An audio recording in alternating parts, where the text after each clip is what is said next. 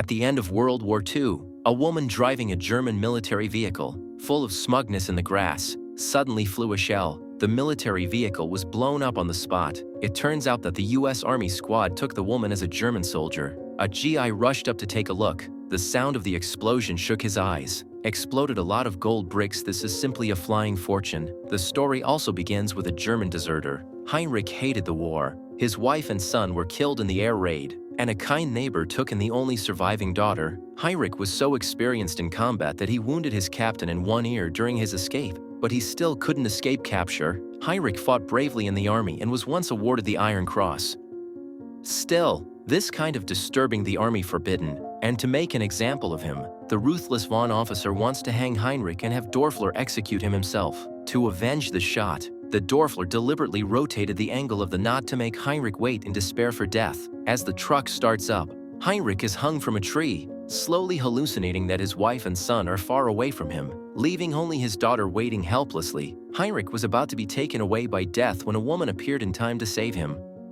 After making sure the unconscious man still had a heartbeat, the woman struggled to drag him back to the farm to recuperate. At the same time, the German officer with the team into the town ahead, playing children scared to avoid. The town residents instantly become nervous. The pastor had a bad feeling that something bad was about to happen. Richard immediately had the portrait of the Führer Rehun, rummaged through the dusty uniforms, and invited Vaughn to stay at his hotel. This group of Nazis came to this town because a Jew in the camp wanted to bribe the officer to let him leave the camp with the gold hidden in his house. But the Jewish house was already in ruins. Richard claims that not long ago they evicted the Jewish family and then burned the house to the ground. And in order to find the valuable gold, Vaughn decided to stay in the town temporarily. By this time, the war was nearing its end. The French had crossed the Lake Galaxy, with American planes circling overhead every day. There was little time left for them.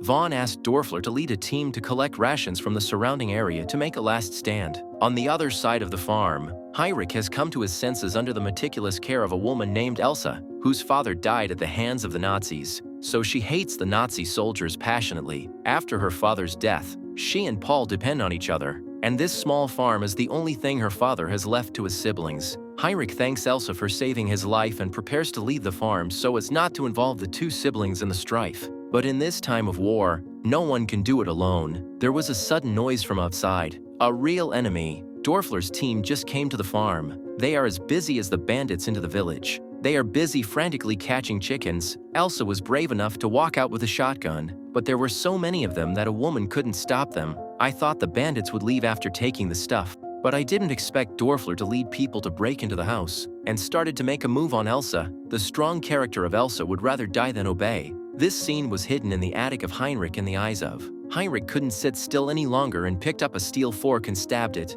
leaving Doflamingo and his buddies completely stunned. Before Dorfler reacted, Elsa, a pot of boiling water poured over. The little brother suffered a series of fatal blows. It is estimated to be completely ruined. In the melee, Dorfler was pushed out of the window, no longer cared about the man in the house, not even to put on his pants, and began to run away in a hurry in the car. Heinrich picked up the gun on the ground and rushed out. The soldier who had caught the chicken tried to sneak in and was shot down by Elsa. Looking at the soldier nailed to the stake and dying, Heinrich shot him dead. The whole team except Dorfler all lost their lives. The farm was no longer safe, so Heinrich threw the extra weapons into the latrine, packed up briefly, and prepared to take refuge in the mountains. Paul could not leave the cows at home and was persuaded by Elsa to leave the farm. When they wake up, they find that Paul has disappeared, but he has returned to the farm and was captured by the Dorfler, who killed the cow and set fire to yesterday's corpse along with the farm. Elsa and Heinrich arrive too late. The cabin is already on fire, and Paul has been taken away. On the other side of town, the soldiers turned the Jewish house upside down, but did not find the gold. Vaughn gradually lost patience. He asked Richard to gather everyone to the square, ready to publicly hang Paul to make an example of. The priest tried to stop it but was beaten down by a punch. The soldiers took Paul to the top of the bell tower, but what happened next was surprising. A moment, the crowd in the square scattered in fear. Vaughn but stood in place extra calm. A soldier gave him a long gun. When Elsa rushed over, Paul turned. The moment was a shot in the head. The only family member was also taken away from the life. The sad Elsa took a pistol and rushed forward. Anger made her lose her mind. Surprisingly, a shot did not hit. Vaughn told the soldiers not to shoot, because Elsa reminded him of a person Dorfler saw Heinrich at the door and immediately led the men to rush up.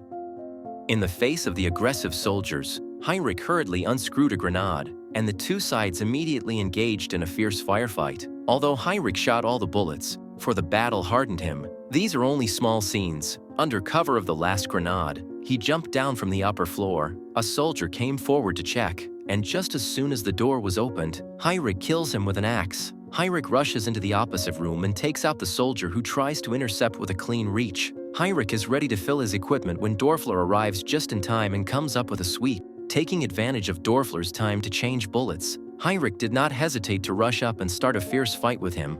Cunning Dorfler even put on the finger tiger to increase the attack power, so that the two fight from upstairs to downstairs. Dorfler was about to be killed when a US plane appeared at an inopportune moment. An intense firepower suppressed and separated the two men, and when Heinrich came back to his senses, Dorfler had already taken advantage of the opportunity to slip away. When Dorfler returned from packing up the remnants, Heinrich, who had been wounded in the leg, had long since disappeared. He quietly hid in the priest's house, where his mistress Irmgard treated his wound briefly. In the end, the priest reveals the reason for the sudden appearance of the Nazis in the town after the outbreak of World War II. The German army planned to put all the Jews into concentration camps. Late one night, Richard and others, to show their loyalty, gathered villagers to drive away a rich Jewish family in the town. In the confusion, Richard and the others found a box of gold bricks. To cover up, they buried the gold in the cemetery and prepared to share the wealth among the four after the war. Jews in concentration camps tell the truth about the existence of this box of gold to save their lives. Richard knows that the brutal Dorfler is so determined to get the gold that he will kill them all if they don't hand it over. However, Richard just out of the cellar by Sonia a shovel to shoot dead, so that the gold is one less person to share. They dug up the cemetery with excitement and found that the gold had disappeared and was replaced by a Bible. Several people instantly understood that the missing gold must be related to the priest. On the other hand, the reason why Vaughn did not kill Elsa, because she looks very much like the woman he once loved. But unfortunately, the other party is a Jew. In order to prevent his lover from being tortured to death in a concentration camp, Vaughn killed her with his own hands. For this matter, he has been ashamed of his heart. Now, he transferred this love to Elsa's body and even pulled out a diamond ring from his blind eye, put it on Elsa's hand and proposed to her, and promised to protect her forever. At night, they slept together in the same bed. While Vaughn was sleeping, Elsa quietly pried out the cyanide in the ring, but accidentally the pills fell on the floor. When she found them on the floor, Vaughn woke up. This horrible man killed her brother. How could she be complicit in it?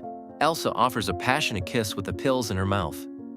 When Vaughn reacts, the drugs have been punched into his stomach, and Vaughn foams at the mouth and soon dies a violent death. Meanwhile, Heinrich, led by the priest, finds the gold hidden in the church and decides to exchange it for Elsa. As the hotel window is broken, Dorfler and the soldier rush to the ground in fear, only to discover that a shiny gold brick has been thrown in instead of a grenade. Knowing Heinrich's intentions, Dorfler agrees and goes to Vaughn's room, where he enters and finds that Vaughn has swallowed poison and died, and Elsa is nowhere to be found. The cunning Dorfler used the boss's wife as a substitute, followed by quietly throwing a grenade. The unsuspecting Heinrich was stunned on the spot. In order to find the remaining gold, Dorfler did not kill him. However, on the other hand, the trio led by Sonia, to get the gold, took the priest hostage and came to the church first. The priest told them the location of the gold and asked God's forgiveness behind them. It turns out that there is not only gold but also 3 grenades. Dorfler arrives at the church with soldiers carrying Heinrich,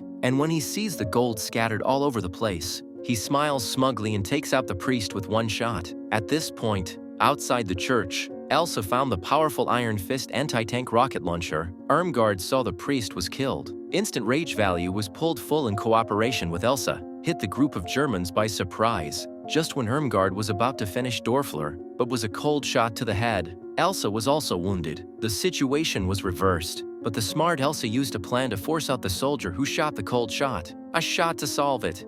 But the trouble doesn't end there. The immortal Dorfler gets up again and pushes Elsa to the ground, but he loses too much blood and doesn't care about his behind. Heinrich kills Dorfler with gold. Elsa slowly walks out of the church with the bruised Heinrich. However, what was unexpected was that a cowardly soldier was hiding inside the bronze bell, who looked at the gold and couldn't help but laugh, but was shot dead by Sonia. Sonia thought she was the winner of her life, but the plot reversed again, and the cursed gold ended up in the hands of the American army. At the end of the film, Heinrich and Elsa come to their hometown after the bombing and find their daughter. Compared to the gold, family is Heinrich's most precious treasure. If you enjoy videos like this, please subscribe to this channel to get our latest content. Thank you for watching.